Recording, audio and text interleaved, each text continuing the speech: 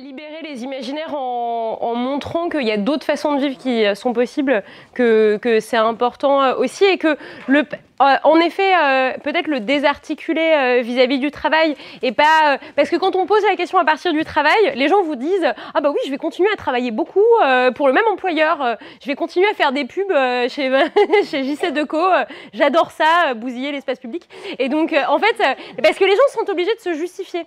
Et de se dire, vous inquiétez pas, on va pas être une société de mollassons, etc. Alors que quand on pose d'une autre perspective, mais de toute façon, c'est aussi comment on adresse la question et quelle libération de la parole on permet, en fait.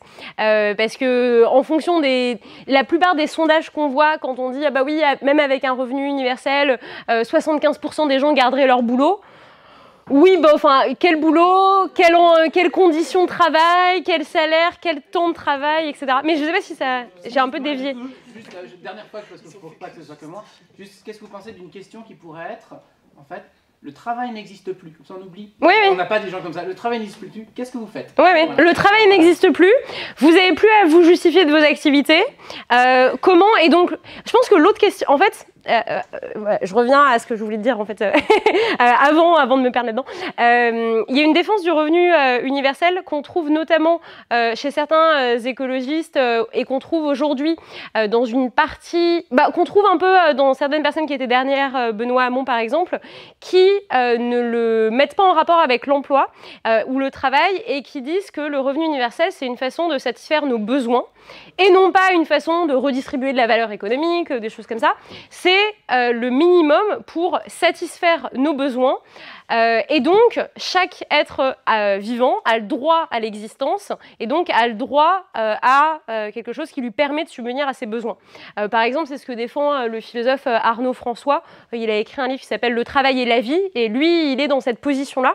Et je pense que, et lui, il vient pas de l'univers marxiste, il vient de Bergson, il vient de Zola, et je pense que c'est ce pas de côté qui lui permet de défendre le revenu universel comme moyen de satisfaire nos besoins, plutôt que dans une logique marxiste de partage de la production de valeur.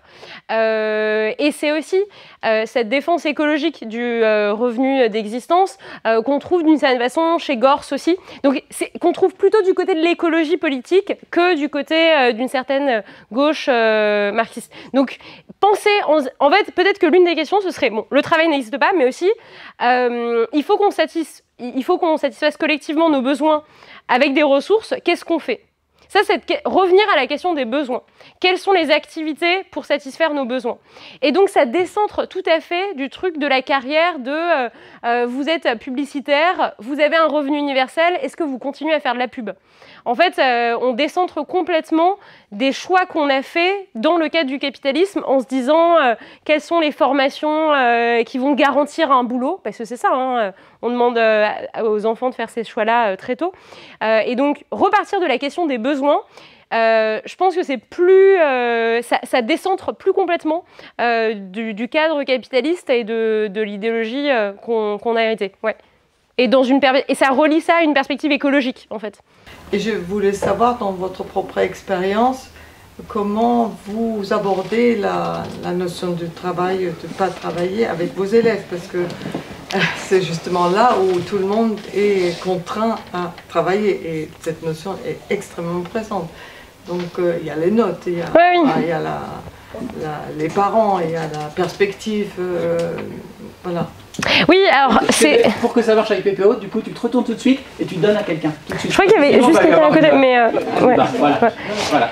Mais... Il faut reformuler ce qu'a dit Angélica, on ne comprend rien. Alors, oui, et puis comme ça j'aurai les micros. Alors, quelle perspective sur le travail aussi dans le cadre scolaire, où les élèves sont là aussi pour apprendre et comment nous aussi on travaille en tant qu'enseignants, non? Juste la perspective avec les élèves et l'apprentissage.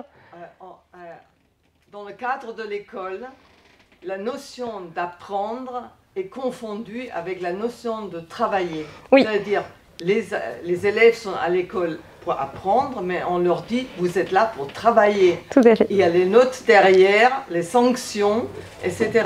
Donc je voulais savoir, quelle est votre expérience dans ce dans ce contexte? Oui, alors là-dessus, je suis aussi d'accord avec la critique d'Ivan Illich vis-à-vis du système scolaire et la façon dont l'institution scolaire est une institution sociale qui est insérée dans les rapports de pouvoir capitalistes aussi. Et Gors a aussi longtemps critiqué ça en disant que l'école sert le tri social, elle sert aussi à dégoûter de l'envie d'apprendre, à dégoûter de l'envie de faire par soi-même, à avoir l'impression qu'il va falloir respecter les spécialistes qui ont passé énormément de temps et d'années d'études dans le cadre de la médecine, dans le cas les ingénieurs qui ont été bons en maths, et donc il va falloir écouter leurs décisions concernant le nucléaire. Et donc l'école mise au service du capitalisme et d'une société inégalitaire, de toute façon, elle sert cette société inégalitaire. Et donc là, la critique que Gors en fait, que Illich en fait, c'est vraiment très intéressant parce qu'en plus, Gors, il inclut aussi l'université et la façon dont on distingue les techniciens qui vont ensuite donner des ordres, qui ont leur diplôme du supérieur, par rapport aux OS qui n'ont pas de diplôme et donc qui apprennent dès l'école qu'en fait ils sont nuls. En fait, on apprend à plein de gens qui sont nuls, surtout dans le rapport aux maths. Je vous dis ça alors que j'adorerais le mettre, mais j'ai pas fait de maths par la suite. Mais en tout cas, on apprend l'orgueil au meilleur et on apprend l'humiliation au moins bon. Et ce qui est compliqué, donc l'institution scolaire fait ça. Et en même temps, en tant qu'enseignante, je distingue le temps où je suis avec les élèves en leur disant, là vous êtes là pour vous, en fait vous n'êtes pas soumis aux ordres d'un patron, vous êtes soumis à une institution sociale qui va vous imposer certaines règles et certaines contraintes, on va vous imposer Parcoursup, etc. Mais là, de toute façon, on ne vous traite pas de la même façon que dans le cadre du monde du travail. Et le moment des études et le moment de la formation, c'est quand même des espaces plus de liberté que le monde du travail. Donc, à la fois, c'est une institution mise au service du marché de l'emploi capitaliste et c'est pour ça que le MEDEF se mêle des programmes d'économie, etc. Et en même temps, c'est pas la même expérience de vie. Et d'ailleurs, je pense que même ce que vivent les élèves et les étudiants, ils ont du temps en dehors de l'école pour avoir du temps de loisirs, du temps. Ils font plein de sports, par exemple. Ils ont plein d'activités. Enfin, ils font plein de sports. Ils font d'autres activités que l'école. Ils ont du temps où ils traînent entre les copains, où ils discutent, etc. Et tout ce temps-là, que ce soit du temps d'activité sportive, culturelle ou autre, et du temps de dialogue, c'est du temps qu'on perd ensuite quand on rentre dans la vie professionnelle. Et qu'on n'a plus forcément le même âge que les collègues, c'est plus forcément nos amis, on les voit plus de la même façon aussi récurrente, etc. On n'a plus ces espaces d'échange. Et je pense que s'il y a des grosses résistances en fait, chez les jeunes travailleurs quand ils arrivent sur le marché de l'emploi, c'est aussi parce qu'ils se souviennent d'à quel point c'était sympa de boire des coups avec les copains. Et en fait, ils ont un souvenir de leur expérience plus libre dans l'institution scolaire et surtout dans le cadre des études, et que d'un coup, on leur impose un cadre de vie qui est vraiment beaucoup plus contraignant. Et finalement, on leur apprend plutôt aussi avec les stages, etc. Mais en même temps, la transition de l'un à l'autre, elle est assez brutale. Alors que quand vous avez 30-40 ans et que ça fait 10-20 ans que vous travaillez dans ce cadre-là, bah, vous êtes habitué à croire que c'est ça qui est normal. Donc finalement, ils sont peut-être plus subversifs parce qu'ils passent d'un endroit où ils peuvent... En plus, il n'y a pas... Si vous n'allez pas en cours dans le cadre du supérieur, il y a quand même moins de sanctions que si vous n'allez pas au boulot. Donc, vous êtes en fait un peu plus libre dans la façon dont vous gérez votre temps.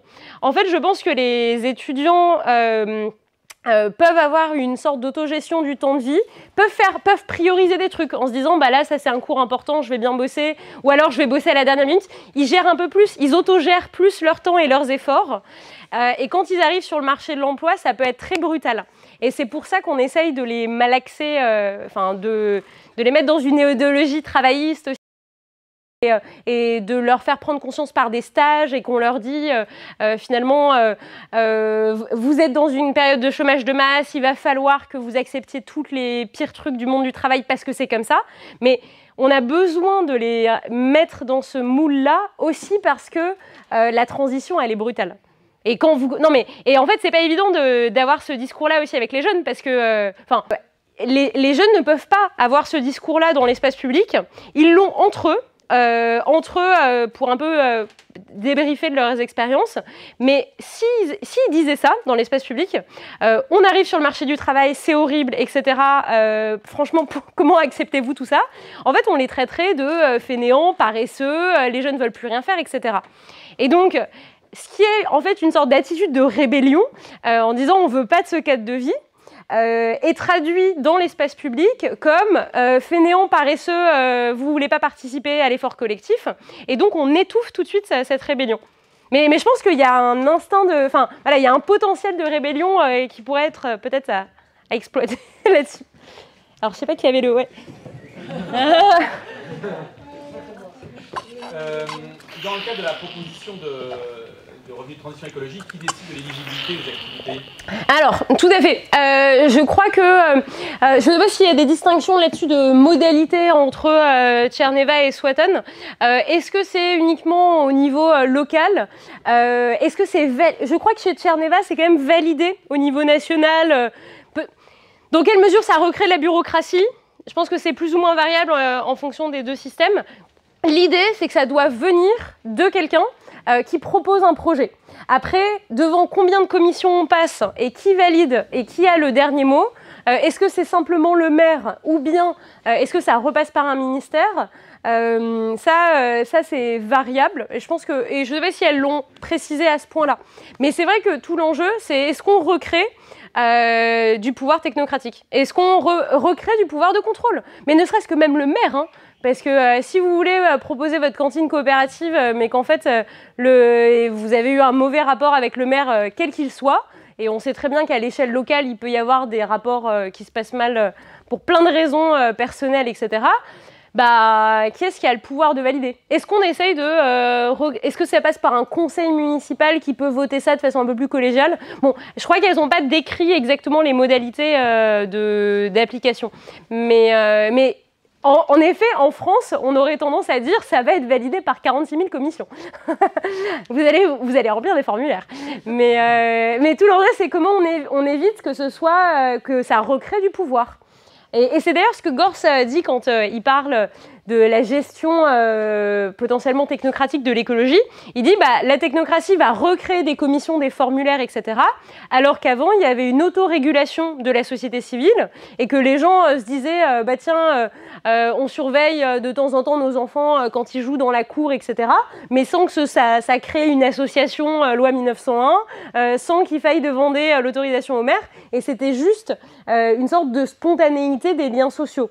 Et Gors se dit finalement, le capitalisme a détruit cette spontanéité de la société civile en mettant tout le monde dans le cadre du salariat, de l'industrialisation et ensuite en construisant des pouvoirs pour tout réglementer.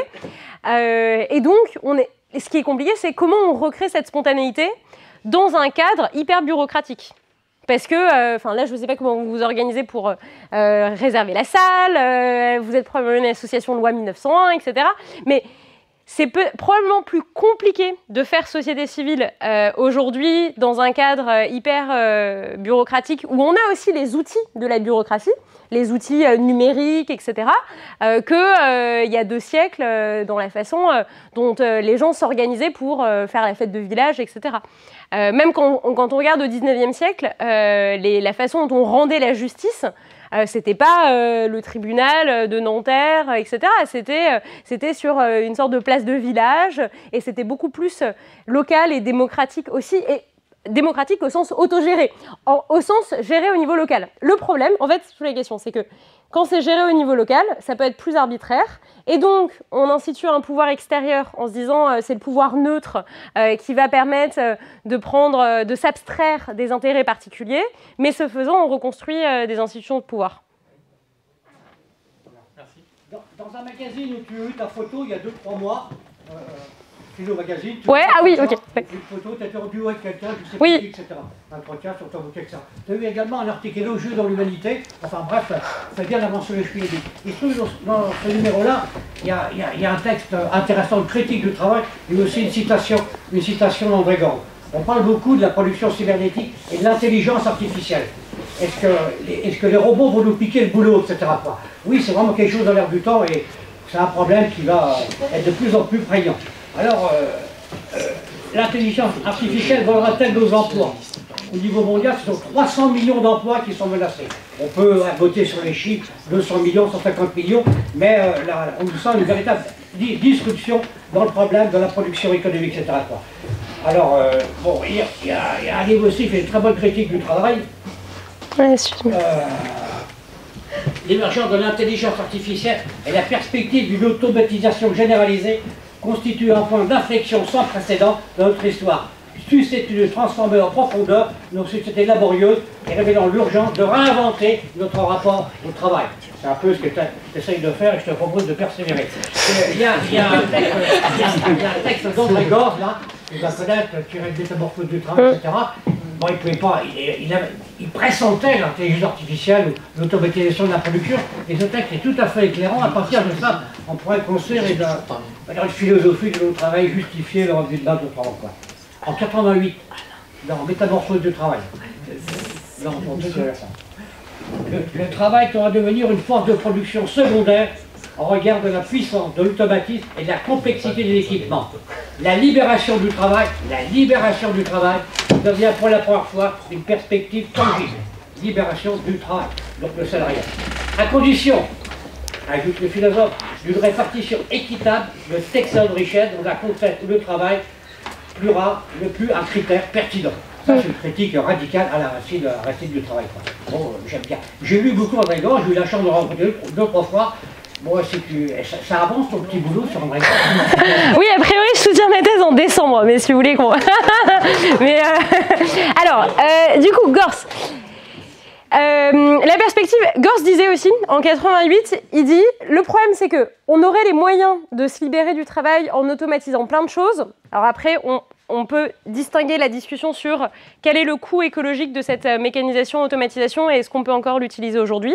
Mais Gorz se dit, et en même temps, les États-Unis à l'époque le font déjà, et ensuite on va le faire aussi avec la société de services. En même temps, la roue de secours du capitalisme, ça va être de marchandiser toutes nos activités quotidiennes. Et Gorz se dit dans les années 80, comme on ne va plus faire de taux de profit sur la production industrielle, qui était le modèle du capitalisme industriel. Le capitalisme va chercher à faire du taux de profit sur l'éducation, sur la marchandisation de l'éducation, de la formation, des soins à la personne, de tous les services, finalement, de toutes ces activités immatérielles qui sont en fait des activités sociales qu'on va proposer progressivement de marchandiser, et ça va être très rentable parce qu'on va payer les gens très peu cher, et à l'inverse on va vendre les services très cher. D'une certaine façon, dans le livre de 88, Métamorphose du travail, on trouve une critique de la société de services qui est exactement la société dans laquelle on vit aujourd'hui, où on vous propose de recevoir des courses livrées à domicile pour un paquet de café et 2 tablettes de chocolat, quoi. Et derrière ça, c'est de l'exploitation des travailleurs, et c'est finalement une société de marchandisation de toutes les activités de la vie, y compris porter ses courses. Bon, non, mais, et donc, ça va exactement dans ce sens-là quand finalement on a recours à des services babysitter, etc.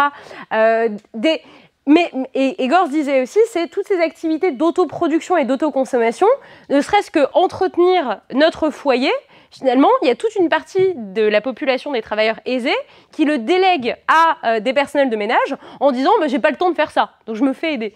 Et ils se font aider à coût de finances publiques aussi, hein, parce que crédit d'impôt, parce que finalement, il y a eu un choix des politiques publiques et des gouvernements de créer de l'emploi sur la société de services.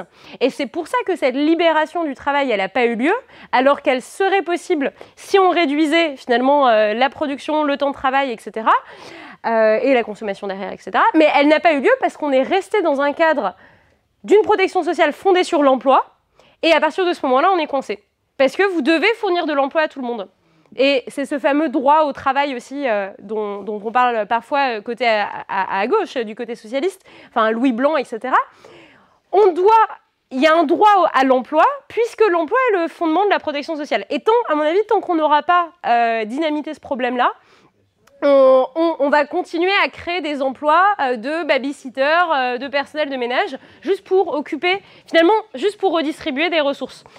Et donc, je ne sais pas si l'IA va résoudre le truc, parce que la prochaine étape, ce sera que vous aurez 2 babysitters au lieu d'en avoir une, quoi. Mais on arrivera toujours à marchandiser d'autres trucs. Franchement, le coût des courses, là, livré en 15 minutes, on n'aurait pas vu venir. Hein. Mais donc, je dirais que tant qu'on a la protection sociale fondée sur l'emploi, on n'arrivera pas à se défaire de cette marchandisation de toutes les activités de la vie et on n'arrivera pas à se défaire du problème écologique. Parce que on n'arrivera pas à traiter le problème écologique parce que les gens vous disent c'est bien l'écologie, mais j'ai besoin de payer mes factures. Et j'ai besoin de payer mon loyer, etc. Et donc, l'emploi est la priorité avant l'écologie, parce que c'est l'emploi qui satisfait les besoins de base. Et d'ailleurs, c'est intéressant parce qu'en reprenant la formulation en termes de besoins, finalement, on pourrait dire que là, le texte, la citation de Gors que tu as citée, Alain, elle reste encore dans la logique économique. En fait, on reste dans l'économie capitaliste de dire quel est le besoin de travail qui va perdurer, etc. Et non pas une question plus radicale qui est comment on satisfait nos besoins, avec quels efforts collectifs et avec quelles ressources collectives. Et quand on reste dans cette comptabilité et dans ce langage-là, on reste en fait dans l'économie classique, en disant voilà tel travail qu'il y a aujourd'hui, est-ce qu'il va disparaître ou non? Et puis en plus, on s'attend à ce que ça se fasse tout seul, alors qu'en fait, derrière, il y a plein de choix de politique publique. Peut-être que revenir en termes de besoins, mais ça, c'est une autre... Je pense que c'est un changement de paradigme de se dire on est dans un cadre avec des ressources de production limitées. Toute activité de production, elle a des externalités négatives sur notre écosystème, etc. Donc, il faut limiter notre production et donc, il faut la limiter au minimum nécessaire pour nos besoins, pour notre survie. Et tout le reste, se faire livrer du café en 15 minutes, ça marche plus, quoi. Mais si on ne revient pas à cette question fondamentale des besoins, cette question écologique vraiment matérielle, on n'arrivera pas finalement à se dépatouiller des activités du capitalisme. Parce qu'en même temps, c'est pas facile. Moi, quand je dis... Quand je parle, critiquer la pub, c'est quand même assez consensuel. Depuis les années 70, les écologistes le font. Mais ça passe toujours pas, quoi.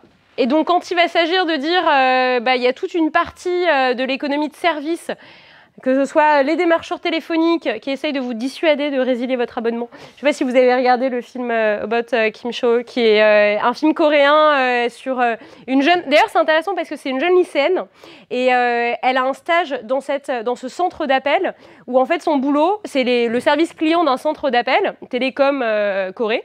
Et en fait, on l'oblige à dissuader les clients de résilier leur abonnement. Donc là, on est vraiment sur, c'est pas seulement le bullshit job, c'est le job nuisible.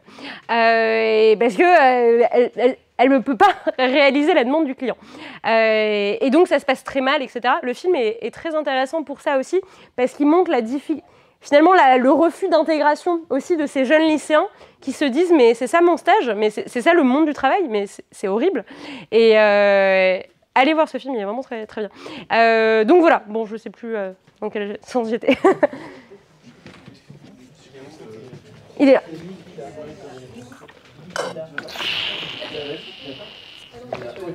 Juste pour dire, est-ce qu'on peut faire des questions courtes et des réponses courtes? Il y a beaucoup de questions. Ça marche. Tu peux après poser une question. C'est pour ça que je te donne pour après. Oui, merci déjà pour la conférence. J'entendais ton nom depuis longtemps et c'est la première fois que j'écoute. Moi, il y a plein d'éléments qui ont résonné en moi, mais du coup, surtout deux que tu citais qui m'ont interpellée. Quand tu parlais des lycéens qui sont plus libres, etc., et qui ensuite arrivent dans le monde du travail, qui se sentent perdus parce que c'est beaucoup plus restrictif, moins libre, etc. Moi, j'ai envie d'être un peu provocante et de dire il y a l'expérience il y a les startups où là, tu as des jeunes qui mettent en place des modes de travail où pour le coup ils sont entre copains, ils sortent le soir, ils vont voir des cours, c'est beaucoup moins regardant sur les horaires qu'ils font, ils arrivent à midi, etc.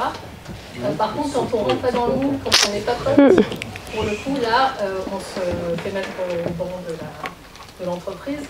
Donc, le revers de la médaille de, voilà, de ce côté un peu plus libre, c'est l'acceptation au sein d'un groupe.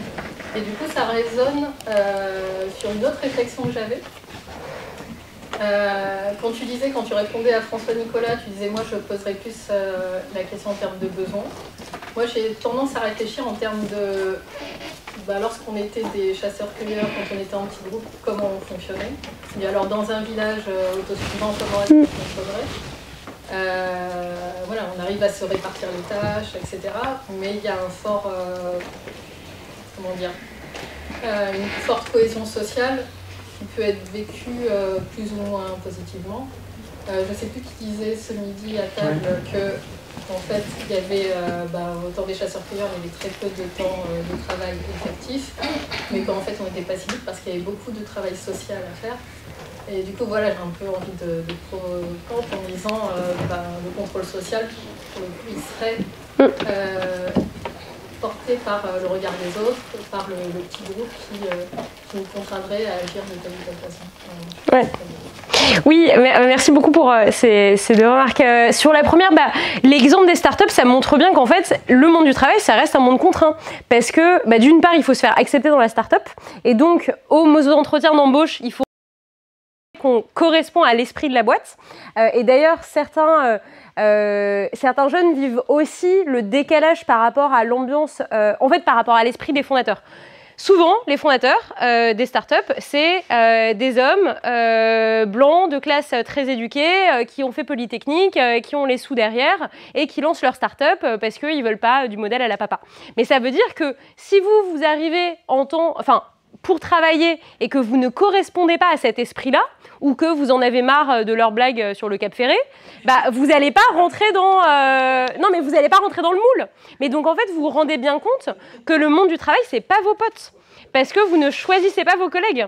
Donc, je pense que même dans les startups, et d'ailleurs, là, il y avait encore un article dans Le Monde sur l'injonction à la sociabilité dans les startups qui est de plus en plus pesante aussi.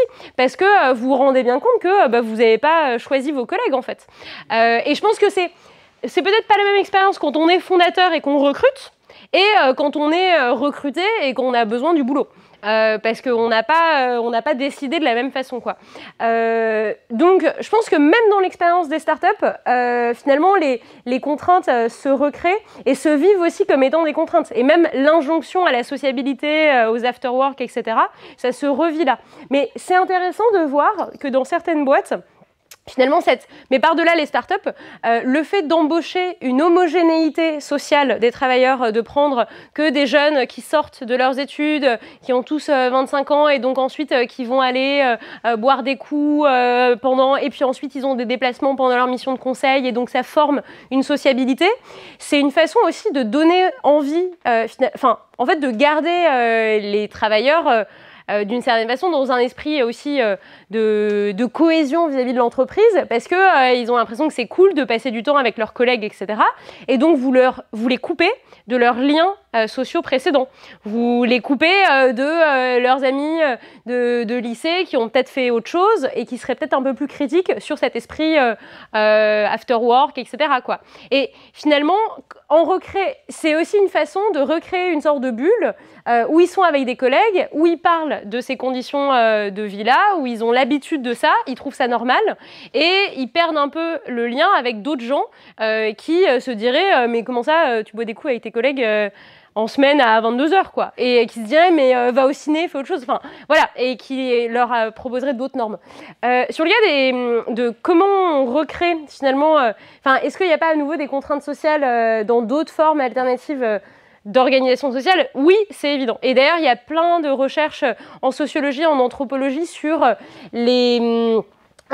sur comment fonctionnent des sociétés qui essayent, soit qui ne sont pas dans le cadre capitaliste, donc ça c'est ce que décrit l'anthropologie, par exemple Marcel Salins, sur des communautés non capitalistes. Et par exemple, si ça vous intéresse, il y a un livre super de Michel Lallemand qui s'appelle Un désir d'égalité, et il est allé observer des communautés utopiques aux États-Unis.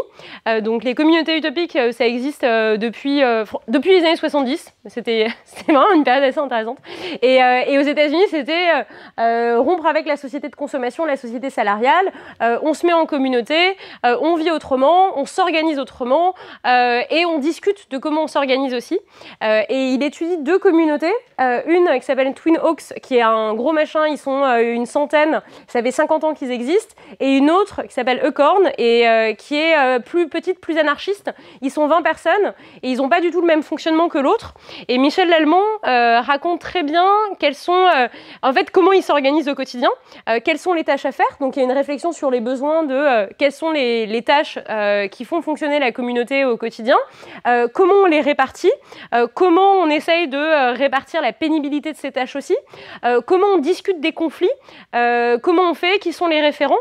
Et c'est un super livre et qui ne résout pas les problèmes parce qu'en fait, mais ça montre bien que bien sûr qu'il y a des problèmes interpersonnels qui se recréent, des rapports de force aussi, mais que l'enjeu c'est comment la communauté va s'organiser pour désamorcer les problèmes. Les problèmes, il y en aura, les problèmes interpersonnels, c'est plutôt quelles sont les méthodes finalement d'intelligence collective, de démocratie autogérée que la communauté va choisir de mettre en place pour permettre aux gens que ça se passe bien. Et c'est pas du tout les mêmes qui sont mis en place d'ailleurs dans la petite communauté anarchiste ou dans la plus grosse qui est un peu plus régulée, mais où du coup il y a un peu plus de stabilité aussi des membres. Et ça c'est des questions que se posent beaucoup les gens qui s'installent en communauté. Alors c'était le cas dans les années 70, mais vous savez que ça revient aussi à la mode, etc. Et qu'il y a de plus en plus... Enfin, voilà. Et il y a des manuels de manuels de survie collective, comment on s'organise collectivement, comment on essaye de faciliter la prise de parole, l'expression des conflits, d'éviter qu'il y ait un gourou, un chef qui émerge ou des choses comme ça. La sociologie et l'anthropologie s'intéressent à ça en tout cas. Il y a pas mal de ressources là-dessus. Mais bien sûr qu'il y en a, en tout cas. On a essayé au Larzac il y a un certain temps, ça n'a pas vraiment marché. Personne n'a essayé au Larzac. Le Larzac n'a pas été occupé avec des communautés, etc. Il y a eu des communautés autour dans l'Aveyron, mais pas sur le Larzac. C'était les militaires sur le Larzac. Et voilà, c'était... Beaucoup de personnes ont été très patientes et attendent. Oui, il y a un monsieur qui... Non, beaucoup de... Et il y a eu une règle arbitraire qui vaut ce qu'elle vaut. Celui qui a petit poney orange, celui qui parle, personne d'autre. Merci. Merci. Je voulais revenir sur la première partie de ta présentation un peu historique, parce qu'en fait, tu comprends bien, dès qu'il y a une possibilité de sortir du capitalisme, du coup ça remet un peu le revenu universel comme étant quelque chose de tout de suite anticapitaliste et révolutionnaire, et qu'on ne peut pas faire cohabiter revenu universel et salariat. Parce que dès qu'il y aurait une possibilité d'en sortir du salariat, ça mettrait en danger et donc ça ne pourrait pas du tout coexister. Donc c'est intéressant, ça motive, ça justifie notre combat, mais en même temps ça pose question sur une stratégie, je pense, qui est un peu implicite, qu'on explicite rarement. Enfin, tu as cité l'exemple des 75% des personnes qui continueront à travailler même avec un revenu universel. Et j'ai inventé un chiffre, j'en sais rien, mais... c'est un argument qu'on reprend souvent pour dire regardez, on n'est pas trop dangereux, vous inquiétez pas, etc. Sauf que s'il n'y a pas possible. Et puis aussi parce qu'on pense le financement du revenu universel beaucoup par la taxation des revenus issus du système capitaliste et du salariat. Et donc finalement, s'il n'y a pas compatibilité entre salariat et revenu universel, même pendant une. Enfin, si forcément il y a concurrence, il y a choc, il y a. Enfin voilà. Est-ce que le revenu universel est tout de suite une révolution, et est-ce que du coup ça remet tout en cause, et de manière pratique, est-ce que ça peut exister sans salariat et sans du coup financement par ce biais-là? Enfin voilà, c'est pratique. Vas-y, réponse course. Non mais c'est hyper dur comme question, et puis et ça dépend de tellement de modèles. Alors, je pense qu'il y a des chevals de Troie. Alors, je vais répondre comme ça avec un autre cas. Je pense qu'il y a des chevals de Troie d'émancipation. Que par exemple, le cas de... Alors, un exemple facile. La semaine de 4 jours, qui maintenant plaît même aux gens de droite, qui maintenant plaît même aux sarkozystes, etc. La semaine de 4 jours, ça permet, en libérant du temps, de libérer... Moi, je pense que l'enjeu de la libération du temps est hyper important. Dans cette logique-là, c'est... à la suite de Gors et de ce que Graeber aussi explique dans son analyse des bullshit jobs, il dit pourquoi on laisse les gens faire des PowerPoint plutôt que de leur permettre de travailler 10 heures par semaine et de faire autre chose de leur vie, parce qu'on veut contrôler leur temps de vie. La logique de contrôle social du temps de ce que font les gens, c'est la logique de tout, finalement, l'organisation du contrôle social. Et donc, si on arrive à grappiller du temps de vie, on gagne déjà là-dessus. Et donc, la semaine de 4 jours, c'est super parce qu'on gagne du temps de vie contre l'emploi, finalement. Et donc, le revenu universel, si ça permet de regagner du temps, c'est important aussi. La fonction publique, ça permet de gagner du temps aussi. Parce que quand vous êtes fonctionnaire en poste, vous avez le droit à une disponibilité, vous avez le droit à changer de service en tant que détachement, etc. Vous pouvez vous dire que vous faites une pause, vous pouvez prendre un congé parentalité, alors non rémunéré, ok, mais bon, on fait avec ce qu'on a, mais au moins vous avez le droit de faire une pause et de revenir ensuite, votre poste il est garanti. Ça, c'est une sorte d'autogestion de votre temps et de votre carrière qui est pas possible dans le privé. Enfin, on est censé parfois vous garantir votre poste, il y a le droit à un congé sabbatique d'1 an, ça a été un gain dans les années 80, mais en fait, vous pouvez très bien être mis au placard quand vous rentrez, alors qu'en tant qu'enseignant, vous êtes affecté sur un poste, vous pouvez demander à être en pause et ensuite on vous réintégrera. Et donc, je pense que la possibilité d'autogérer son temps, c'est hyper important existentiellement et que c'est une perspective révolutionnaire au sens où ça change la façon dont les gens appréhendent leur vie et leur emploi. Et donc, la semaine de 4 jours, ça permet de reprendre du temps. Le revenu universel, ça permettrait de reprendre du temps aussi. Peut-être que ça pourrait convaincre la droite, parce que la droite se dit « Oh, 4 jours, ils sont plus productifs qu'en 5 jours, prenons 4 jours. » C'est pas grave, il faut accepter cet argument-là et il faut prendre la perspective de libération du temps que ça offre. Donc, c'est pas grave si eux l'interprètent de façon productiviste, etc. Le but, c'est de gagner du temps. Et oui, ce gain de temps, il est révolutionnaire parce que ça permet de sortir la tête de l'eau et ça rejoint cette autogestion du temps, cette pluriactivité, ce temps intermittent, ce temps de travail qui était possible pour ces ouvriers sublimes, qualifiés, qui arrivaient à négocier leurs conditions de travail et leur temps de travail. Mais je pense que on regagne en autonomie incroyable. Et d'ailleurs, pourquoi dans la fonction publique il y a encore des syndicats, pourquoi il y a encore un peu de force et un peu de combativité, c'est aussi parce que il y a cette protection par rapport à d'autres conditions de travail où en fait vous êtes beaucoup plus finalement happé et puis dépendant de l'employeur et tout. Donc, je dirais révolutionnaire au sens où de toute façon, vous libérez du temps, vous transformez les rapports sociaux. Parce que les gens sortent la tête de l'eau, prennent aussi, et puis relèvent la tête aussi, quoi. Ça fait du bien. C'est pas juste du temps de récupération, consommation du capitalisme, mais c'est du temps de réflexion. C'est un peu ce qui s'est passé pendant le Covid aussi, de se dire, en fait, les gens ont eu du temps dans différentes configurations, mais en tout cas, il y a eu une réflexion sur le temps. Voilà. Il faut gagner du temps. Il faut récupérer du temps de sa vie. Je connais un livre où une personne avait écrit si le temps de travail c'est de l'argent, le temps libre c'est du pouvoir. C'est Céline Marty. Ouais, le temps libre, c'est une bataille hyper importante. Là, vous avez pris du temps en fait. Et là, vous faites le choix du samedi, etc. Mais il faut du temps pour se réunir, pour contester. Il faut du temps pour se reposer. Il faut du temps pour se ressourcer. Mais oui, bien sûr, le temps libre est révolutionnaire. Et tout à fait. Et ça, c'est une intuition. Mais ça, c'est une intuition anarchiste de dire vive le temps libre parce que le temps libre, c'est un temps que vous ne justifiez pas. Et c'est un temps choisi. Et après, vous dites pas à la CAF j'ai fait 5 heures de bénévolat, blablabla. Mais c'est un temps révolutionnaire. Oui, merci. Alors moi, je voulais parler d'un problème. J'ai plus de 60 ans. Et j'ai vu le monde du travail se durcir, tout simplement parce qu'il y a du chômage. Et j'ai fréquenté pas mal ce qu'on appelle un peu ce que Marx appelle le mouvement prolétariat. C'est-à-dire que vous vous barrez, il y en a 10 qui attendent derrière. Donc les conditions de travail sont de plus en plus dures. Et l'impression que j'ai, c'est que avant les conditions de travail pouvaient être dures aussi. Mais les gens supportent maintenant des conditions de travail qu'ils n'auraient pas supportées avant. C'est-à-dire des conditions de maltraitance psychologique, de harcèlement au travail, qui est devenu monnaie courante dans certains milieux. Moi j'ai vu ça un nombre incalculable de fois. Et il me semble que cette maltraitance au travail et cet asservissement du salarié est favorisé, disons, alors je ne sais pas si c'est organisé, mais en tout cas est fortement favorisé par le récipient, la réserve de travailleurs sans emploi, stigmatisés, réduits aux minima sociaux, qui ne demandent qu'à travailler. Parce qu'avant quelqu'un, j'ai vu évoluer, avant quelqu'un qui ne travaillait pas,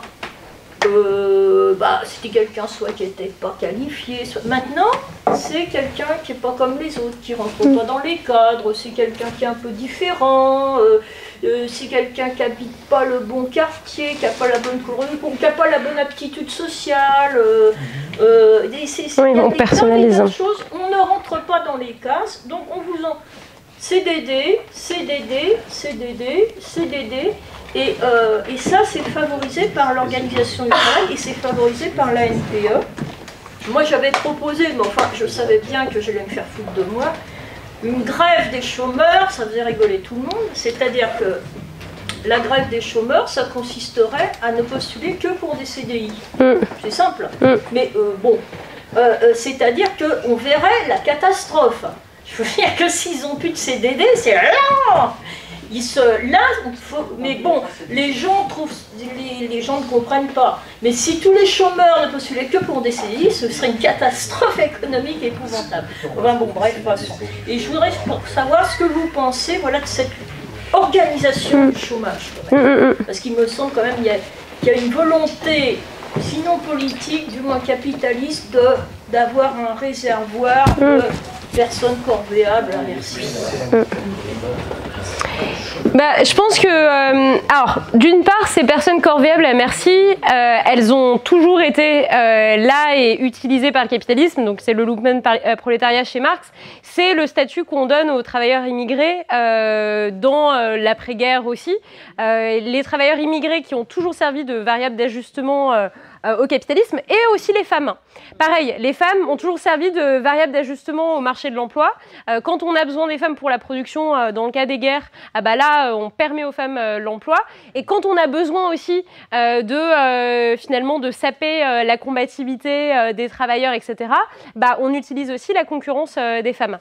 Je pense qu'en effet, depuis les années 70, la vague de contestation ouvrière dans les années 50-60 est énorme. Et ça explose avec 68 et ça continue jusqu'à 73. C'est le bazar. Il y a des grèves sauvages, ça, ils comprennent même pas. C'est-à-dire que même les syndicats sont dépassés et que les patrons comprennent pas que la grève a lieu. En fait, du coup, ils sont pas prévenus. Les grèves sauvages, ça déstabilise tout le monde, etc. Donc, il y a un moment de combativité ouvrière dans les années 60-70 qui est énorme. Et en fait, on peut considérer que tout ce qui se passe depuis, c'est le retour du bâton. Et je pense que le retour du bâton, c'est la mondialisation et le chantage au chômage. Si vous n'acceptez pas ça, on va aller délocaliser en Pologne, etc. etc. Donc la mondialisation, elle a servi à un lumpenprolétariat mondialisé aussi. Et donc, à l'acceptation des pires conditions aussi de travail en se disant il n'y a pas le choix, on ne peut pas négocier, alors qu'on était sinon dans une logique de négociation. Et donc, mais en même temps, il faut aussi se rappeler peut-être un peu d'où on part. Et c'est vrai que quand on reprend les conditions de travail dans les années 60, il n'y a pas la mensualisation de la paye, il n'y a pas les sécurité qui est payée par l'employeur. Linhart, il raconte que les gants de travail, ils ne sont pas payés par Citroën. Et donc, il y a quand même eu des gains, quoi. Non, mais c'est pour pas déprimer. Mais il y a quand même eu des garanties, il y a quand même eu des trucs depuis. Mais en effet, on peut considérer que la flexibilisation du marché du travail, ça a pour but aussi d'inciter à accepter n'importe quoi. Et le pire, je pense que la pire étape étant le statut auto-entrepreneur. Parce que là, maintenant... Avant, même le livreur de sushi du resto japonais du coin, il était salarié du resto. Et maintenant, avant, les livreurs Picard, ils étaient salariés. Et maintenant, ils sont tous auto-entrepreneurs, en fait. Et ça, c'est vraiment la dernière étape. Et en même temps, ce qui est intéressant, c'est de voir que là, on est peut-être dans un retournement du rapport de force, puisqu'on n'arrête pas de parler du fait qu'il y a des pénuries de main-d'œuvre dans certains secteurs, et que, du coup, les patrons améliorent les conditions de travail, qu'on propose la semaine de 4 jours dans les restos, qu'on propose de payer les heures sup, Enfin, et donc qu'on améliore les conditions de travail parce qu'on se rend compte que sinon qu'on trouve plus la main d'œuvre. Mais en effet, faire la grève de postuler au contrat court en disant bah on n'en veut plus de ces boulots-là, c'est aussi une façon, de résister aussi quoi. Mais la question, c'est quelles sont les capacités de résistance des gens vis-à-vis de ce marché de l'emploi. Ah bah non mais et en même temps cette désertion, alors je trouve qu'il y a plusieurs trucs intéressants. Peut-être que certains utilisent le RSA ou leur droit au chômage comme moment de résistance, justement des moments de reconversion en se disant bah je suis pas prêt à accepter n'importe quel type de boulot parce qu'en fait j'en ai pas besoin économiquement, parce qu'en fait je me débrouille autrement, parce qu'en fait je vais faire du woofing partout dans le monde et qu'en fait j'ai pas besoin de payer un loyer. Voilà, des formes de vie alternatives qui permettent aussi de faire de la résistance d'une certaine façon. Et j'ai oublié ma deuxième alternative. Mais et puis de toute façon, bon bref, on verra ça si ça revient. Ouais. Si je peux me permettre juste une intervention, c'est que effectivement, si on est obligé de payer un loyer, l'électricité, la bouffe, je suis désolée, on en trouve en France, il n'y a pas de gens qui meurent de faim. La bouffe, les vêtements, tout ça, on en trouve. Par contre, le toit. Hein, si on vient d'un milieu où, enfin, si on n'a pas de sous, si on est obligé de payer son loyer, avec l'ASS, même avec les APL, c'est en l'aide personnalisée au logement, les gens n'y arrivent pas. Enfin, si, ils survivent, ils ne vivent pas, comme ça a été dit dans les et en fait, il y a aussi une reproduction des inégalités sociales. C'est-à-dire que si on est d'une famille où on n'a pas de sous, qu'on n'est pas propriétaire de son logement, du coup, on fait n'importe quoi pour vivre. Et voilà.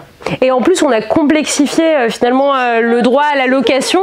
Maintenant, quand on vous demande 3 loyers, l'équivalent de 3 loyers, de gagner 3 fois le truc, etc. En fait, on complexifie. Alors que quand vous regardez les mémoires de Beauvoir dans les années 60, ils payent leur chambre au mois ou à la semaine. Et en fait, on vous demande pas, même Beauvoir dans le centre de Paris, on lui demande pas 40 000 garanties, quoi. Mais c'est aussi, on a complexifié tout ça. Les gens de revenus modestes ne peuvent plus habiter par Ah oui, non, mais je parle. Ce que je veux dire, c'est que avant, on leur demandait pas autant de, de revenus antérieurs, de justification aussi. C'est de justification d'une garantie, etc. Ah oui, mon autre idée que je voulais, qui me venait en tête tout à l'heure, c'est que par rapport aux années 70, la contestation et la résistance, elle venait plus des classes populaires de la société et notamment des travailleurs les plus populaires, etc. Ce qui est intéressant dans la désertion et la résistance actuelle, et c'est pour ça qu'on en parle dans les médias, c'est que ça vient pas que des classes populaires, mais que ça vient aussi des élites qu'on a formées à reproduire le système. Mais c'est aussi eux qui peuvent se dire je peux tenir 6 mois, je peux lancer ma start-up, etc. Parce qu'il y a les ressources économiques derrière, il y a la confiance dans l'employabilité. Mais pourquoi on en parle dans les médias? Parce qu'en fait, cette désertion, elle est visible aussi parce qu'ils mettent des banderoles dans les grandes écoles, etc. Mais c'est aussi parce que c'est les élites sur lesquelles on comptait. Et c'est pas des élites qui contestaient dans les années 70. C'est des élites qui faisaient tourner la machine. Et là, aussi bien les élites économiques, techniques, les ingénieurs qui disent on veut plus travailler dans ces conditions-là, là, le système se demande comment il va tourner s'il a plus ces élites. Alors que tourner avec le lumpenprolétariat, ça, il a l'habitude de le faire. Mais finalement, tourner avec des élites qui contestent, je pense que c'est ça la différence un peu dans la réception aussi. Pourquoi tout le monde se dit tiens, il bifurque, il déserte, etc. Bon. Oui, Marie. Moi j'ai une question sur le travail et le productivisme. En fait, je ne comprends pas trop la définition que tu utilises. Parce que, par exemple, tu vois, sur Frio, j'ai l'impression que tu calques ta définition du travail sur la sienne. Et, là, Frio, il dit par exemple, c'est pas le travail, il n'a aucune valeur anthropologique, sinon vive l'esclavage. Mais ce qui compte, c'est la souveraineté populaire sur le travail. En gros, ça veut dire quoi? Ça veut dire d'être propriétaire de visite de travail et de décider démocratiquement de ce qu'on fait. Donc une espèce d'autogestion, peu importe l'échelle, locale, nationale, peu importe. Mais du coup, toi, ta définition du travail, c'est un truc que nous commande quelqu'un d'autre et qui est chiant. Mais du coup, forcément, si on pense ça, ben forcément, on aboutit forcément à une vision dans laquelle le marxisme serait forcément libérer les forces productives, les décupler, etc. Et moi, tu vois, par exemple, je suis... Oui, ça vient, ça vient. Ça vient. Tu vois, moi, je suis à la fois au MFRB et à Réseau Salarié, donc je vois un peu ce qui se passe et comment les deux assos se confrontent leurs points de vue et le jugement qu'elles émettent l'une sur l'autre. Et du coup, j'ai l'impression que ton point, il est plutôt... j'ai l'impression que c'est plutôt quelque chose qui est majoritaire sur la vision de Friot au sein du MFRB.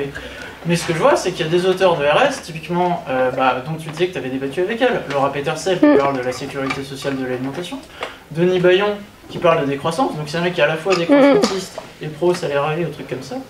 Ils n'ont pas du tout cette définition du travail, et eux, ils considèrent que justement, le vrai anti-productivisme, sa condition, c'est qu'on se préoccupe enfin de la question de la propriété, et pas juste d'une répartition des revenus.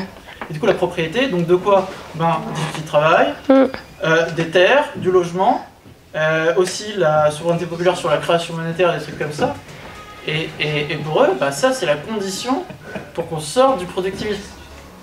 Et sur le travail domestique, toi, tu dis que tu es plutôt défavorable au fait qu'on le reconnaisse. Non. Mais moi, j'ai l'impression que l'idée, c'est que ça ne va pas ajouter au productivisme de le reconnaître, c'est juste le reconnaître. Ça permet de dire, vous voyez, les femmes, elles ont déjà 70 heures de boulot dans la semaine, donc reconnaître ça, ça autorise à ce qu'elles travaillent moins. Enfin, ça autorise à reconnaître que vraiment, là, il est urgent de sortir du productivisme. Moi, j'ai l'impression qu'il n'y a pas d'antinomie entre cette conception et une vision décroissante, mais que tout ça, ça part de divergence sur en fait qu'est-ce qu'on considère comme du travail. Et j'ai l'impression que les débats ils virent à la tautologie en fait, à cause de ça. Alors, parce que chacun choisit de rester buté sur sa définition.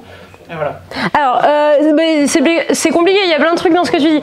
Ma définition du travail, je trouve qu'elle est assez bien illustrée dans le livre de Michel Lallemand sur les communautés utopiques, où dans Twin Oaks, il y a un débat collectif sur quelles sont les tâches qu'on fait pour permettre à la communauté de perdurer. Et donc, quelles sont les tâches qui comptent comme du travail? C'est des tâches qui sont reconnues avec des crédits de travail, etc. Et par exemple, faire la vaisselle, ça compte comme du travail parce que c'est une tâche qui satisfait les besoins de toute la communauté. Alors qu'à l'inverse, il y a une différence qui est assez intéressante, c'est que si tu travailles, si dans la communauté, tu t'occupes de faire la lessive pour les vêtements de toute la communauté, là, ça compte dans tes crédits de travail, alors que si tu as tes fringues perso et que tu les laves dans ton coin, ça compte pas dans tes crédits de travail. Et donc, ma définition, c'est plutôt l'activité que tu fais pour autrui, pour les besoins du collectif, et les activités que tu fais pour toi. Et en fait, si tu joues, et par exemple, dans le cas de Michel Lallemand, la communauté produit des hamacs, et si tu chantes pendant qu'il y en a qui produisent des hamacs, tu encourages les autres, et ça compte dans tes crédits de travail, alors que si tu chantes sous la douche, ça compte pas dans tes crédits de travail. Donc, la même activité n'est pas reconnue comme du travail ou non, si elle n'a pas la même finalité. Donc, moi, ma définition, et donc, le travail domestique, ça, notamment dans le cadre patriarcal où les femmes sont exploitées soit par le mari, soit par le capitalisme, mais divergence entre Delphi et Federici. Dans le cadre du foyer, tu fais une tâche, les femmes font une tâche qui bénéficie à l'ensemble du foyer. Donc c'est du travail domestique qui est au service d'autrui. Par contre, et là c'est la question que pose Delphi, les célibataires, ils font les tâches pour eux. Et donc c'est pas du travail domestique parce qu'il n'y a pas d'appropriation du travail par autrui et qu'il n'y a pas... Donc, c'est pas parce que tu te fais un cookie que tu travailles. Par contre, si tu fais un cookie pour la famille et ce faisant que tu dispenses au père de le faire aussi, tu es dans un cadre de travail mis au service du foyer. Et tout l'enjeu... Alors, la réponse de Gors à ça, c'est que... donc moi, je ne suis pas du tout pour pas reconnaître que c'est du travail. Au contraire, là, je voulais juste retracer pourquoi on a étendu le concept de travail en dehors de l'emploi. Ce que dit Gors, c'est que le problème, l'enjeu du salaire ménager, c'est pas de confiner les femmes au sein du foyer en disant vous avez 70 heures de travail domestique, donc vous allez faire que 5 heures d'emploi, et puis vous n'allez pas trop parler avec vos collègues aussi, parce qu'ils vous draguent un peu, quoi. Donc, vous allez rester dans le cadre du foyer et compenser par une réduction du temps de travail. C'est plutôt de se dire, pourquoi, en fait, on ne partagerait pas toutes les tâches du foyer égalitairement au sein de tous les membres du foyer? Et donc, en fait, que les hommes prennent leur part. Et ce que dit Gorce, c'est que ça implique aussi une revalorisation de ces activités-là, en disant, c'est pas que des activités féminines, etc., mais en fait, c'est des activités que tous les membres du foyer doivent prendre en charge. Comme ce qui se passe chez Twin Oaks, où toutes les activités nécessaires au fonctionnement de la communauté sont prises en charge collectivement. Tu vois, donc c'est pas l'enjeu de dire les femmes font déjà, elles font 70 heures elles font 30 heures de travail domestique parce que les hommes font rien. Genre, donc en fait c'est aussi c'est la compensation du manque du travail des autres, quoi. Et donc en fait c'est pas, on peut pas prendre comme une donnée qui va rester le fait que les femmes fassent 30 heures de travail domestique par semaine. C'est plutôt, il faudrait qu'en fait, faire les tâches domestiques, que ça prenne moins de temps à tout le monde. Et par contre, après, que ça aille de pair avec une libération du temps de travail, une réduction du temps de travail, parce que ça permettrait de dégager du temps pour d'autres activités, ok, bien sûr. Et d'ailleurs, je pense que, et ça c'était aussi l'intuition de Gorce, quand vous donnez du temps libre aux gens, ils font aussi des activités d'autoproduction, autoconsommation qui compteraient comme du travail domestique. Si vous donnez du temps libre, bah vous avez peut-être envie de faire vos lasagnes maison plutôt que de les acheter chez Picard. Et donc ça compte. Peut-être que la réduction du temps de travail, elle va augmenter le temps de travail domestique, mais ce ne sera pas un travail subi, ce sera des activités choisies, parce que vous avez envie de faire vos lasagnes vous-même. Donc, alors, et du coup, sur le rapport le livre de Denis Bayon, Le revenu universel contre la décroissance, enfin, ou un truc comme ça, ou le salaire à vie pour la décroissance, je crois que c'est peut-être. C'est intéressant, mais en fait, quand tu disais le réseau salariat veut reprendre le contrôle sur la propriété, moi je pense que l'enjeu de l'écologie politique et du revenu universel utilisé comme un moyen pour l'écologie politique, c'est de reprendre le contrôle sur les besoins.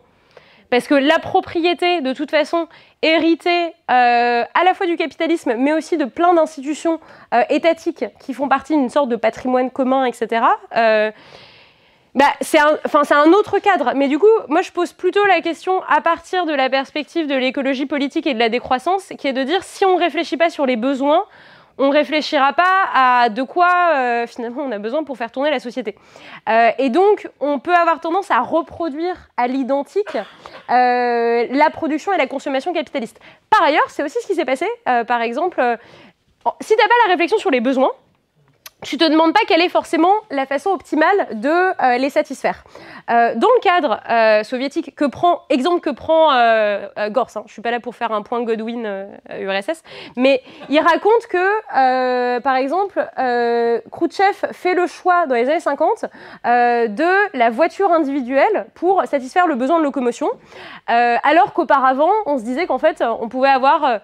en URSS, on défendait un transport collectif ou même le fait de ne pas avoir besoin de prendre la voiture individuelle et que Khrouchtchev copie le modèle américain en disant la voiture c'est le symbole du capitalisme américain, le symbole du confort et de la liberté, donc on va faire la même chose. Et donc finalement on peut très bien, même en réappropriant la propriété des moyens de production, ne garantit pas une réflexion sur les besoins et les façons de les satisfaire en fait. Ça ne la garantit pas. Après c'est une condition. Non mais tout à fait d'accord sur la condition nécessaire non suffisante, et Gorce il défend l'autogestion du travail toute sa vie, et mon 3e chapitre de thèse s'appelle l'autogestion du travail, donc je suis d'accord là-dessus, mais si on n'a pas de réflexion sur les besoins, en fait on va juste reproduire les trucs hérités du capitalisme. Et donc c'est aussi un enjeu, et en même temps je suis d'accord que se réapproprier l'expérience de travail et les moyens de production, par exemple ce que fait toute une partie de l'agriculture paysanne aujourd'hui, c'est aussi l'occasion de réfléchir sur les moyens et les façons de les satisfaire. Donc je pense qu'on ne peut pas distinguer les deux, et que si on fait un peu... c'est aussi le cercle entre l'œuf et la poule, quoi. On peut très bien se dire que l'expérience de réappropriation des moyens de production et d'autogestion du travail, c'est l'occasion de réfléchir aux besoins et aux services qu'on veut fournir. Et en même temps, il faut aussi cette réflexion-là pour avoir peut-être envie de se réapproprier les moyens de travail. Parce que tout l'enjeu de se réapproprier les moyens de travail, ça présuppose déjà que tout le monde a des moyens à se réapproprier. Or, il y a plein de gens qui se sentent pas identifiés à un métier, pas identifiés à des moyens de production, qui n'aiment pas leurs collègues et qui n'ont pas envie de faire des trucs avec eux. Bon, voilà. Il y a l'expérience de travail telle qu'elle l'est aujourd'hui. Et donc, tu peux, quand tu es agressé sexuellement par ton manager chez McDo, bah, tu n'as peut-être pas envie de te réapproprier McDo. Tu as peut-être juste envie de te barrer, quoi. Et donc, c'est qu'il y a tout un pan de l'écologie politique qui incluait justement ces gens critiques vis-à-vis de l'expérience du travail. Ces gens critiques vis-à-vis aussi d'un certain, d'une certaine sociabilité liée au travail et qui du coup se reconnaissent pas dans ce discours de entre collègues on va sauver le McDo quoi et on va en faire comme ce qu'ils ont fait à Marseille, on va en faire une cantine collective du coin, etc. En fait, peut-être que tu as envie de le faire. Et d'ailleurs, ces différences d'engagement dans les projets de réappropriation, on les trouve dans les moments d'autogestion et les moments de passage au rang scope, notamment. Il y a un auteur, un sociologue qui a travaillé là-dessus qui s'appelle Maxime Kijou et qui étudie le cas d'une entreprise francilienne d'imprimerie qui est reprise en scope par les salariés. Et en fait, il montre que les gens qui sont à fond dans le projet de la scope, c'est les anciens syndicalistes qui essayaient de sauver l'emploi et qu'eux, ils sont un peu tristes que leurs collègues n'aient pas trop envie de s'engager à fond dans le projet. En fait, on ne peut pas présupposer l'engagement total des gens dans leur expérience de travail, quoi. On peut peut-être... et donc ça, c'est un peu une sorte d'impensé aussi que... derrière l'éthique du mouvement ouvrier, la fierté du travail, etc., ça présuppose que tout le monde a envie de participer, etc. Mais en fait, il y a... Et donc, c'est à ces voix-là que Gors faisait référence dans les années 80. Il y a plein d'indifférents au boulot qui ont juste envie d'avoir les ressources économiques que ça permet et qui n'ont pas envie de passer tout leur temps sur leur lieu de travail, même si c'est autogéré. Et ça, je pense que c'est pas un argument contre l'autogestion, c'est plutôt un problème. Comment on tient ensemble la pluralité des projets des gens et des aspirations. Et sans être étouffant, en fait. Voilà. Problématique qu'on retrouve aussi dans le milieu. Oui, bah oui, bien sûr. Ouais. Alors, moi j'ai une question de clarification de termes en fait. Vous le savez, je vous l'apprends pas, le mot travail est polysémique et plein d'autres là-dedans aussi. Et je ne sais pas s'il y a déjà des gens qui travaillent sur ce sujet ou si vous avez vous-même travaillé sur ce sujet, mais pour essayer d'avoir d'une certaine façon un certain nombre de catégories définies avec un mot par catégorie pour définir les choses, parce que sinon à chaque fois quand on parle, on ne sait pas de quoi on parle, il faut essayer de deviner ce qu'entendait la personne qui parlait. Dans votre discours tout à l'heure, qui était très très bien et très très dense, et il me faudra peut-être justement cet éclaircissement pour me le revoir et pour mieux comprendre. Par moment, il me semble que quand vous confondez, il n'y a pas de confusion chez vous, mais que le sens du mot travail, quand vous le dites, se confond avec le sens du mot emploi. Et par moment, il est beaucoup plus large que ça. Et j'ai du mal à savoir quand il correspond à quoi. Et donc j'aimerais juste savoir si à un moment il y a un espoir d'avoir un mot pour chaque catégorie, par exemple un mot pour définir tout ce qui met en œuvre de l'énergie, ce qui est en général pour moi j'utilise le sens du mot travail et ça, du coup c'est extrêmement large. Ce qui relève de l'emploi quand il y a contrepartie de quelqu'un qui économiquement est prêt à payer contre le service. Ce qui relève de ce qui est fait parce que ça rend service non rémunéré, mais du coup il y a la question d'utilité qui est subjective et qui est orthogonale à l'emploi, parce qu'il y a des emplois qui sont utiles, des qui sont inutiles, il y a des choses utiles qui sont dans l'emploi et qui sont... Enfin voilà, tout ça c'est un ensemble et moi je rêverais qu'il y ait un mot différent pour chacun de ces trucs, pour qu'on arrive à se comprendre. Donc, voilà. Ça fait 50 ans que le problème existe là-dessus, mais je dirais que la meilleure source là-dessus, c'est le livre de Marianne Dujarrier qui s'appelle « Troubles dans le travail », où elle revient sur les différents sens du mot travail depuis le Moyen-Âge, les différentes étymologies, les fake news, tripalium, etc. Et ça, c'est hyper complet. Et elle, à la fin de son parcours, elle dit « Arrêtons d'utiliser le mot travail ». Trop polysémique, trop ambigu, trop on se met pas d'accord sur les termes, précisons à chaque fois les noms. Et donc, par exemple, disons production sociale pour satisfaire un besoin collectif. Non mais c'est plus précis.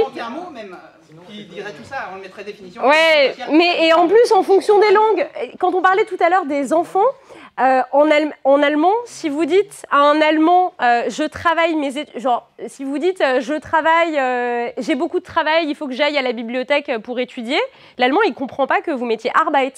En fait, il étudie ou c'est l'exercice, les Üben. Et quand moi je disais Arbeiten quand j'étais en Erasmus en Allemagne, et ils comprenaient pas quoi. Et donc en plus il y a les ambiguïtés entre les langues. Marianne Dujarier, c'est vraiment assez convaincant et assez complet. Et en même temps, moi je trouve que une définition anarchiste du travail, ah oui c'était pour répondre à Malvine aussi, mais que c'est la définition du travail comme activité qu'on met au service du collectif et qu'on détermine aussi collectivement, c'est aussi une définition qui inclut une sorte d'angle anarchiste qui vous permet de voir les rapports sociaux et les rapports de domination qui sont impliqués par cette activité, puisque vous êtes au service des autres. Alors qu'à l'inverse, quand vous faites votre guitare tout seul dans votre coin, vous êtes au service de personne. En allemand, on dit œuvre, donc on veut dire... Oui, c'est con. Alors voilà, la distinction entre œuvre et travail, Arendt la commente aussi, on la trouve aussi chez Marx, donc ça c'est compliqué aussi. Moi, la définition que je propose, c'est pour reconnaître les rapports de force qui peuvent se jouer. Parce que si on dit travail du Caire quand vous appelez vos parents, bon... on dilue le truc, quoi. Mais, et à l'inverse, quand vous passez vos caisses à la caisse automatique, vous n'êtes pas dans le même rapport de force que les caissiers qui sont là, quoi. Mais en même temps, bien sûr que c'est compliqué et bien sûr qu'on en fait. Et d'ailleurs, Marianne Dujarier, dans le livre aussi, parfois joue avec les termes ou montre la difficulté de ça. Et d'ailleurs, à un moment, elle dit... Non mais en fait, on a un article en cours avec mon conjoint qui est métaphysicien et qui trouve aussi que c'est le bordel dans le champ et qui dit on va essayer de mettre des critères. C'est ce qu'ils font en métaphysique, ils font de l'ontologie, etc. Et donc, on a un article où justement on commente le cas de Michel Lallemand et où on commente Marianne Dujarier. Et par exemple, Marianne Dujarier dit... la grossesse n'est pas considérée comme un travail, pourquoi ce serait le cas quand c'est une gestation pour autrui ?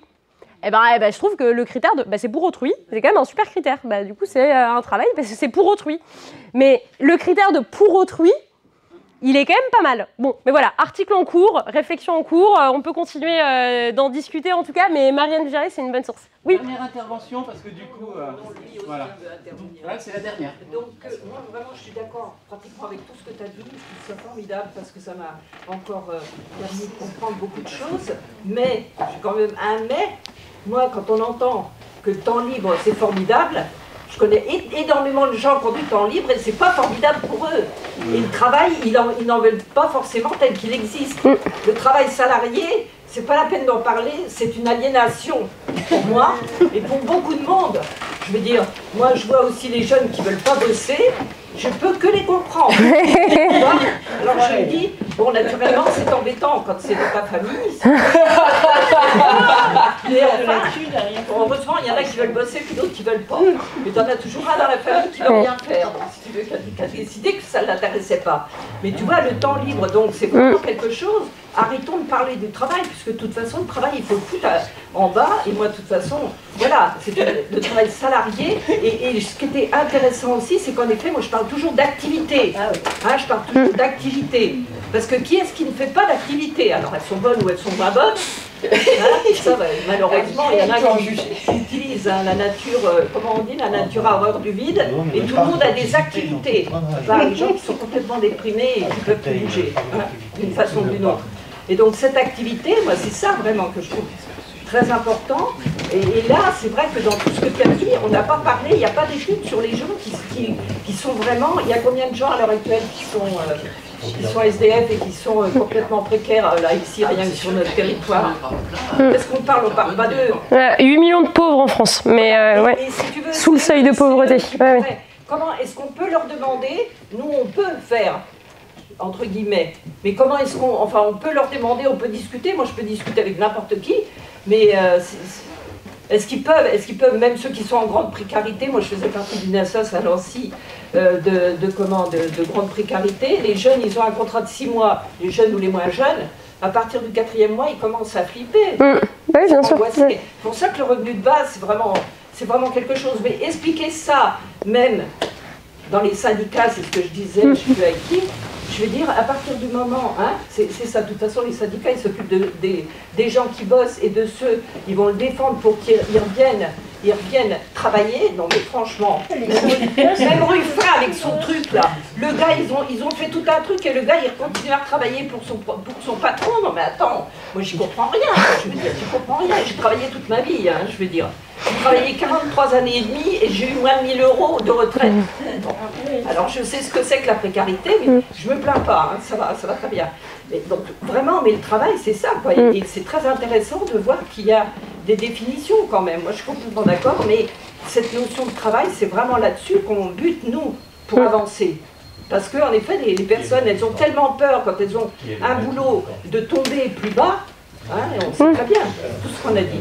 Bah oui, mais c'est la précarité qui tient en fait et qui fait accepter n'importe quoi aussi, parce que du coup on se dit bah les démarcheurs téléphoniques, ok, ça embête tout le monde et ça sert à rien, mais en même temps c'est de l'emploi, on va pas virer tous ces gens, comment ils vont faire pour payer les factures, etc. Et donc on bloque complètement dans une perspective décroissante, parce que on peut pas parler de suppression d'une partie de la production dès lors que y a des droits sociaux qui y sont liés, quoi. Et donc on est complètement bloqué à ce niveau-là. Et puis très intéressant encore parce que, en effet, quand on parle des minima sociaux et par rapport à un revenu de base, parce que j'ai entendu quelqu'un qui a dit si on supprimait et ce qui existe, ça serait un revenu de base de droite. Attention, parce qu'en effet, le lien qu'il y a entre les aides sociales et l'institution, les a mis en place. C'est quelque chose qui... C'est quelque chose comme ça. Donc je veux dire, il faut quand même qu'on réfléchisse là-dessus, parce que ça c'est quelque chose qui n'est pas entendable quelquefois. C'est-à-dire, moi je dis, attendez, moi je discute vraiment avec les gens, je leur dis de toute façon, moi j'ai une amie qui a une espèce de... Enfin une espèce, je dirais pas une espèce, elle a quelque chose qu'elle reçoit tous les ans, toute sa vie, parce que son père a été fusillé par les Allemands. C'est très respectable, c'est pas ça. Et je lui parle du revenu de base et tout, et elle me dit, tu vas me prendre ce que je reçois tous les mois. Je veux dire, il y a quelque chose à la base, tout ce qui est comme ça, qui est dans l'institution et tout ça a été mis en place pour continuer à servir les gens, parce que moi j'aime bien... Ouais, et leur demander de se soumettre à l'institution. Parce que quand on dit ce serait un revenu de base de droite, mais au moins s'il était vraiment inconditionnel et automatique, bah c'est quand même pas du tout la même chose que d'aller mendier des trucs à la CAF, quoi. Et de donner son RIB à la CAF et de donner l'accès au compte bancaire.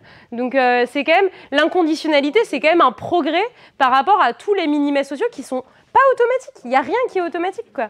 C'est à part, je sais pas, on a un remboursement de 15 € de la mutuelle, là. Mais voilà, ça c'est fait. Ah non, je crois que j'ai rempli un formulaire.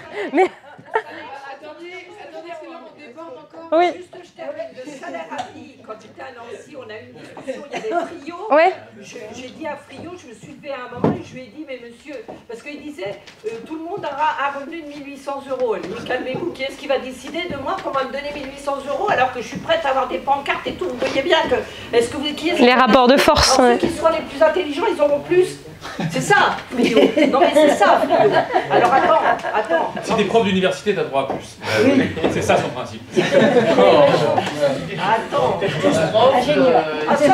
Ça les gêne vraiment, qu'il y ait une égalité, hein. Ça ils supportent pas. Ce que j'aime au MFRB, c'est qu'il y a une qualité d'écoute, et que toujours on s'écoute parler, donc du coup, on est sur une dernière intervention et une conclusion.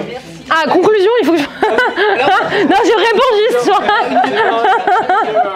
Moi, je suis pas vraiment d'accord avec ta définition du entre guillemets travail, et tu auras peut-être un argumentaire à m'opposer, et pour ça je vais m'appuyer sur deux exemples. Le premier, c'est que j'ai été artiste de cirque et intermittent, et donc typiquement tu fais des spectacles, mais tu es aussi, des fois tu vas faire des festivals où tu es dans ton jardin et tu jongles, tu t'entraînes et tu t'amuses, et au final tu fais quand même, d'un certain point de vue, tu peux être en train de travailler, parce que en travaillant ta technique, même si c'est en t'amusant, au final tu vas apprendre des nouvelles choses, tu vas apprendre des nouvelles façons de divertir les autres, de faire du spectacle, et ensuite ça tu vas pouvoir l'appliquer et offrir un spectacle de meilleure qualité aux personnes. Voilà, donc l'intermittence prend ça, et ça rappelle en plus ce que tu as dit au tout début sur la question. Au début de ton intervention, tu as parlé du jeu, et du coup je pense que même le jeu peut être un travail. C'est là où la question polysémique du mot travail est dérangeante. Et deuxièmement, actuellement, je suis professeur bénévole d'escalade dans un petit club, et la plupart des vendredis, je prends 3 heures de mon temps pour encadrer des gosses et apprendre l'escalade à même jusqu'à des adultes. Et parce que, et selon ta définition, quelque part, c'est pas du travail.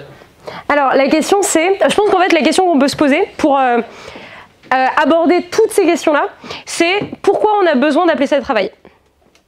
Pourquoi tu as besoin d'appeler le moment où tu t'exerces dans ton jardin, où tu t'améliores, où tu fais ta pratique, où tu pratiques en fait. D'ailleurs, en fait, pourquoi tu as besoin de l'appeler travail? Est-ce que c'est pour te justifier parce que tu te dis j'ai bien utilisé mon temps?